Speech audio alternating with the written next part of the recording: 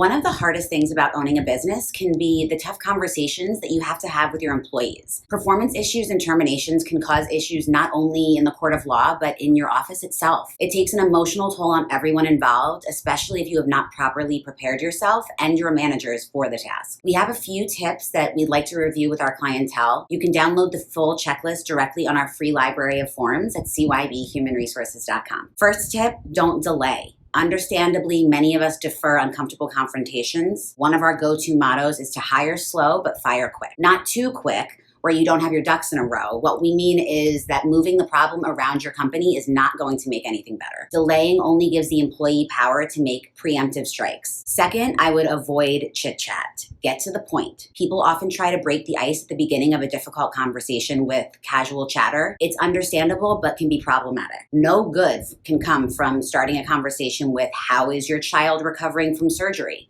Well-intentioned though it may be, the question could result in a discrimination claim under the ADA. Treat the person respectfully, but don't engage in small talk to put off the issue. Acknowledge immediately that this is going to be a difficult conversation about serious performance issues. When starting a termination meeting, the first thing we typically say is that, unfortunately, today will be your last day at the company. This sets the tone and leaves no room for confusion or pushback. The decision has been made. If the conversation is not necessarily a termination meeting, it's still important to state upfront how serious the conversation is. Third, be sure your documentation is prepared. Have your talking points lined out by an HR professional so you ensure you stay on topic. Be sure to have the documentation to back up the conversation or the termination. For example, emails, corrective actions, performance improvement plans, anything you have. Avoid absolutes. Absolutes are always risky, and we remember to avoid always and never say never, not only in business but in life. It takes only one example on the contrary, and the statement you've made is no longer accurate and may be a big problem. In difficult discussions, it's better to say almost always or almost never. Bottom line, keep it simple, stay on track. Do not allow an employee to take the conversation and run with it. If the employee starts to get emotional or off topic, be sure to recenter the conversation. The employee's performance is not where it needs to be for the success of the business, and